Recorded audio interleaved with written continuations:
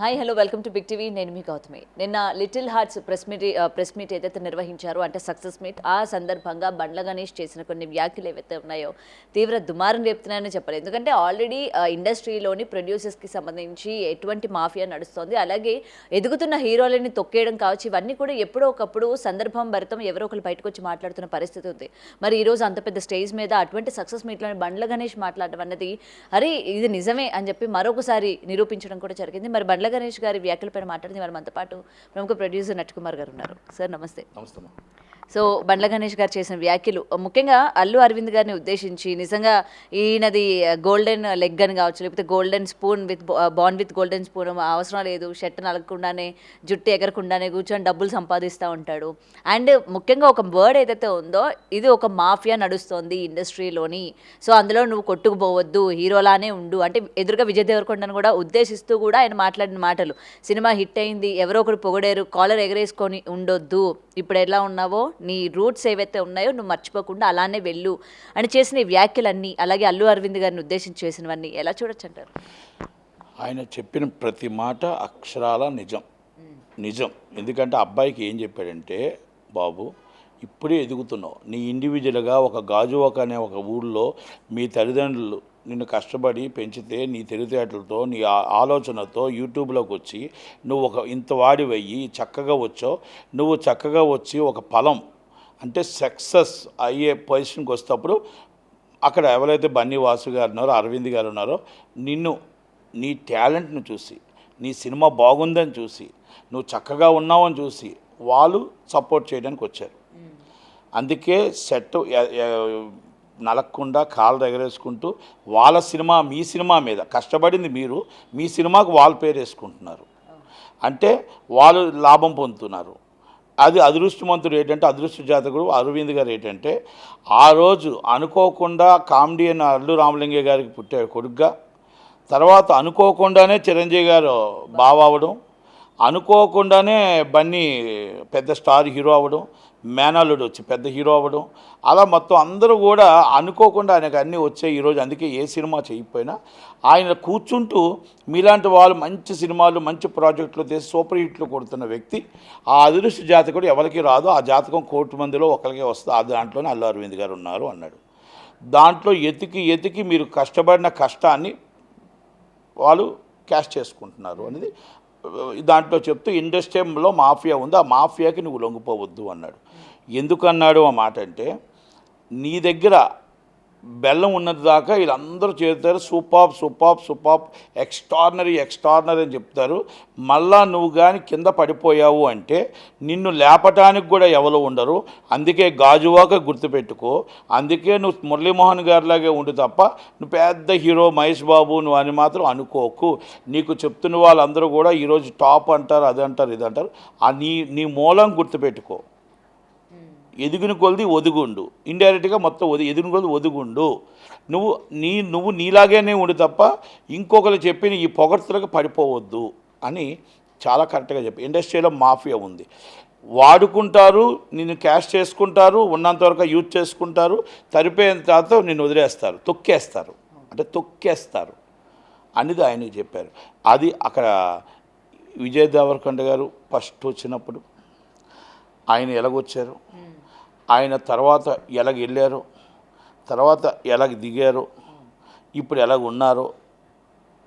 చాలామంది ఆర్టిస్టులు, సునీల్ ఒక కామెడియన్గా టాప్లో ఉన్నారు, హీరోని చేశారు, టాప్ తీసుకెళ్లారు, కింద పడేశారు.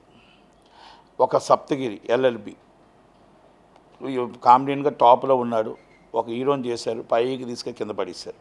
అంటే ఇలా ఉదాహరణకు చెప్పుకుంటే వెళ్ళిపోతే ఎంతోమంది హీరో, ఉదయ్ కిరణ్, ఎంతోమంది హీరోలు ఉన్నారు. కనుక అందుకే చెప్పారు, నీది నువ్వే హీరో కానీ నువ్వు ఇంకొక హీరోని కలుపుకోవద్దు. బండ్ల గణేష్ మాఫియా ఉంది ఇక్కడ, 100% మాఫియా ఉంది. ఎదుటివాడిని తొక్కడంలో మాఫియా ఉంది, ఎదుటివాడిని లేపడం వాళ్ళే, మాఫియా తొక్కడం వాళ్ళే, ఏదైనా ఉంటుంది. అందుకే నేను మీకు చెప్పాను, నిన్న ఎవరికో చెప్పాను నేను, ఫస్ట్ ఈ సూపర్ డూపర్ హిట్ అని చెప్పేసి మీమ్స్ వేసేది వాళ్ళే, రివ్యూస్ రాయించేది వాళ్ళే, సూపర్ డూపర్ హిట్ అని చెప్పి మొత్తం థియేటర్ల గాడి వచ్చి మొత్తం టోటల్గా ఫేక్ న్యూస్లు వేసేది వాళ్ళే, తొక్కేది వాళ్ళే, ఫ్లాప్ అని చెప్పించేది వాళ్ళే, మళ్ళీ మొత్తం టోటల్గా రివ్యూస్ ఫ్లాప్ అని రాయించేది వాళ్ళే, రేంజ్ తగ్గించేది వాళ్ళే.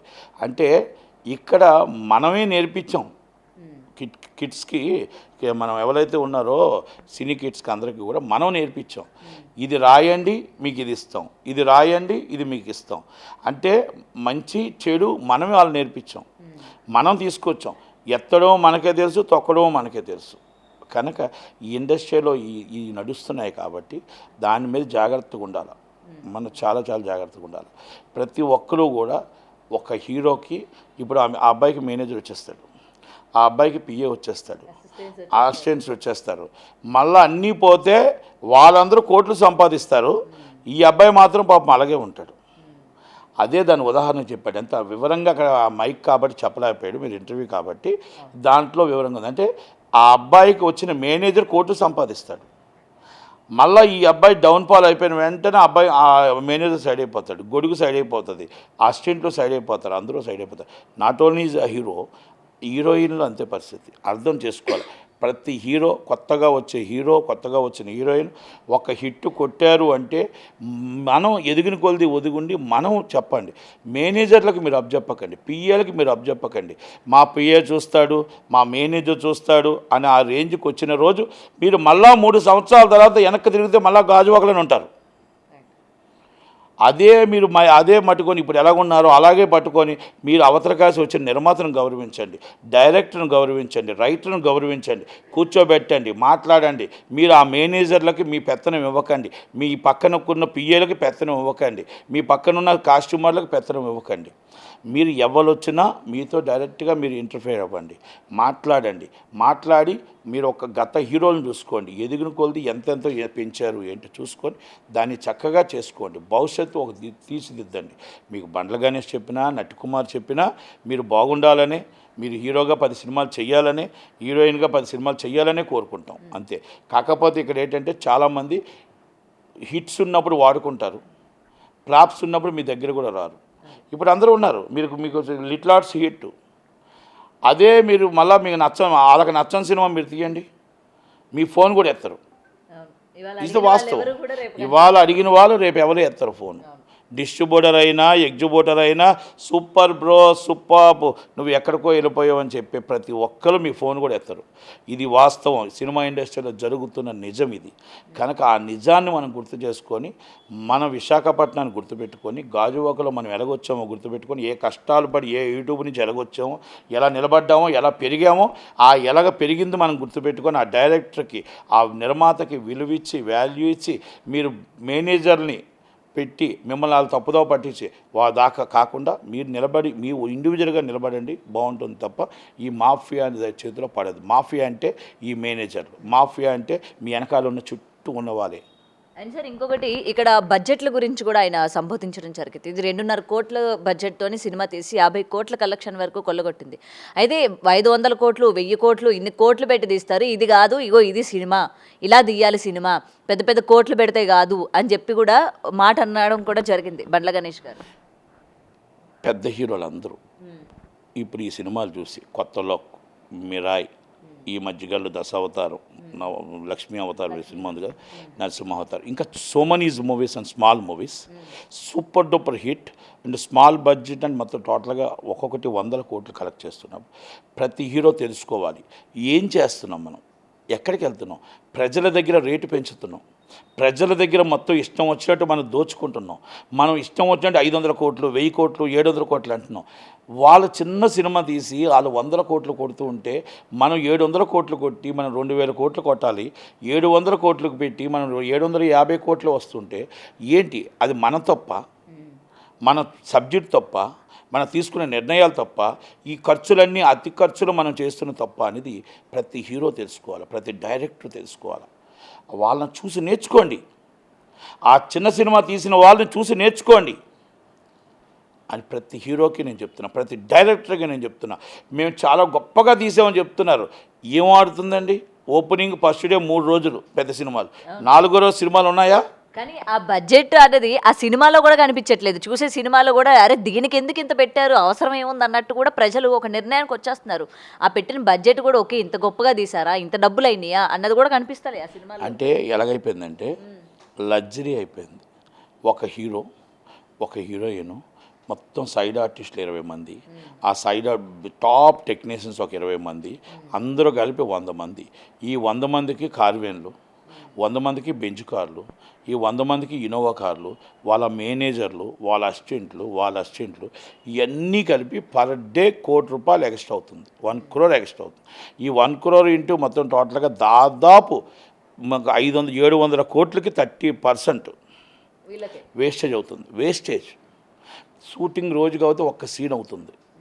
ప్లాన్ చేసేటప్పటికి మధ్యాహ్నం 1 గంట, షార్ట్ తీసేటప్పటికి 5 ప్యాకప్, షార్ట్ తీసేటప్పుడు ప్యాకప్, మళ్ళీ నైట్ సీన్ స్టార్ట్ చేశారంటే నైట్ లైటింగ్ రాత్రి 1 గంట, 2:30కి షార్ట్ రెడీ ప్యాకప్.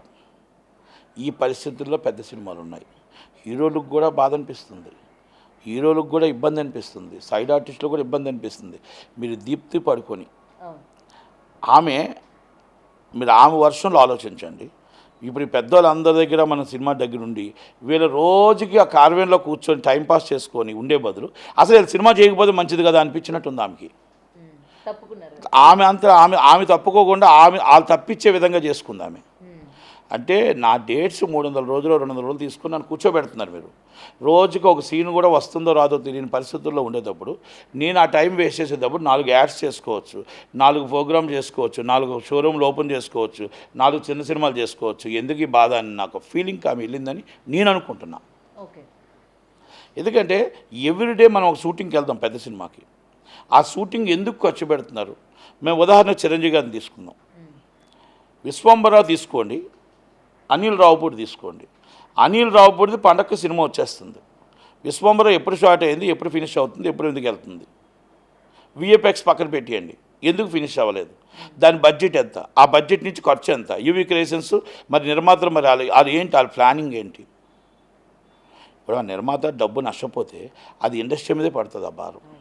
ఆ నిర్మాత లాస్ వస్తే అది ఇండస్ట్రీ మీద వస్తుంది. చిరంజీవి గారు యాక్ట్ చేశారు, సినిమా లాస్ వచ్చింది అంటారు, కానీ చిరంజీవి గారు తప్పు కాదు ఇక్కడ. అక్కడ నిర్మాతలు తప్పు, ప్లానింగ్ తప్పు, డైరెక్టర్ తప్పు.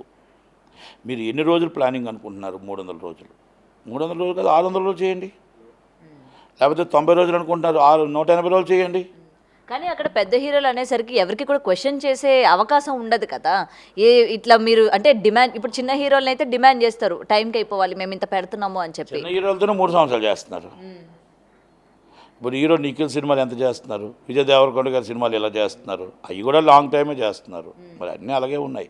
అంటే నేనేమంటున్నానంటే జవాబుతనం ఉండాలి. అంటే మనకి ఎంత ఖర్చు అవుతుంది, మార్కెట్ బిజినెస్ ఎంత అవుతుంది, మనం ఎంత తేడా వస్తుంది, ఈరోజు మనం ఎందుకు ఇంత లేట్ చేస్తున్నాం, ఈ వేస్టేజ్ ఈ సినిమాలో మనకి ఎందుకు కనబడట్లేదు, వడ్డీలు ఎందుకు ఎంత ఎక్కువ అవుతున్నాయి, ఇవన్నీ ఆలోచించుకోవాలి.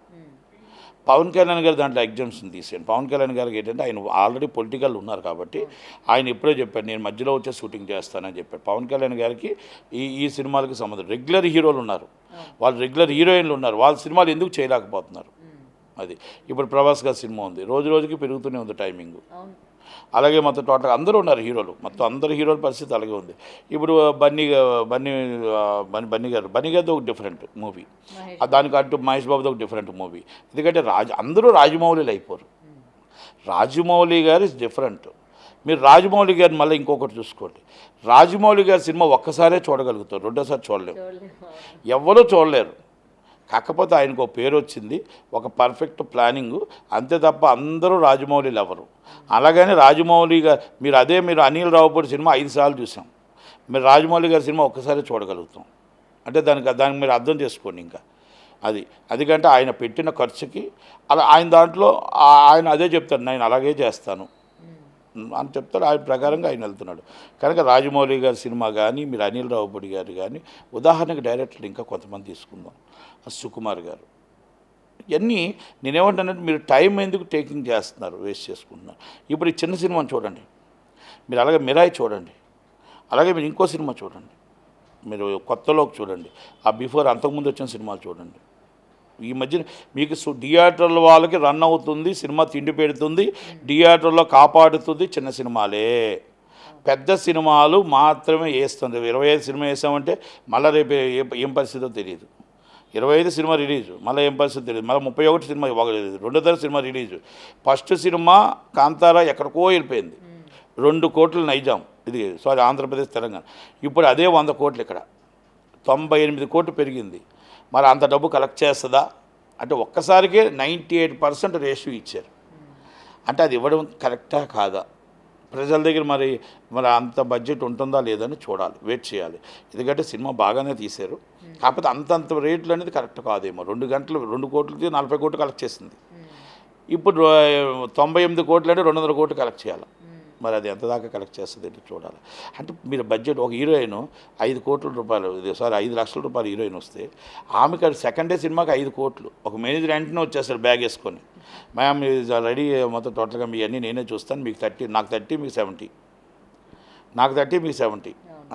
అక్కడ వెళ్తాడు, మీరు నాకు సినిమాలో పార్ట్నర్షిప్ ఇవ్వండి, సినిమాలో నాకు కొంత పార్ట్నర్షిప్ ఇవ్వండి, నేను ఆ హీరోయిన్ పెట్టేస్తానంటాడు. ఆమెకు 2 హిట్లు కొట్టాడంటే ఆ హీరో ఆయన వెళ్ళిపోతాడు బాగా పైకి. ఒక ఫ్లాప్ వచ్చిందంటే ఆమెను వదిలేసి సైలెంట్గా ఫోన్ కూడా ఎత్తకుండా పక్క నుంచి వెళ్ళిపోతాడు. ఎలాగొస్తాడు అలాగే వెళ్ళిపోతాడు. అంటే హీరోయిన్ నాశనం చేసింది, హీరోని నాశనం చేసింది, సైడ్ ఆర్టిస్ట్ నాశనం చేసింది మేనేజర్లే. ఇది తెలుసుకోగలిగిన ఆర్టిస్టు బాగుంటాడు, ఇది తెలుసుకోగలిగిన హీరోయిన్ బాగుంటుంది, సైడ్ ఆర్టిస్టులు బాగుంటారని మాత్రం నేను చెప్పగలుగుతాను. For more videos like this, subscribe Big TV channel.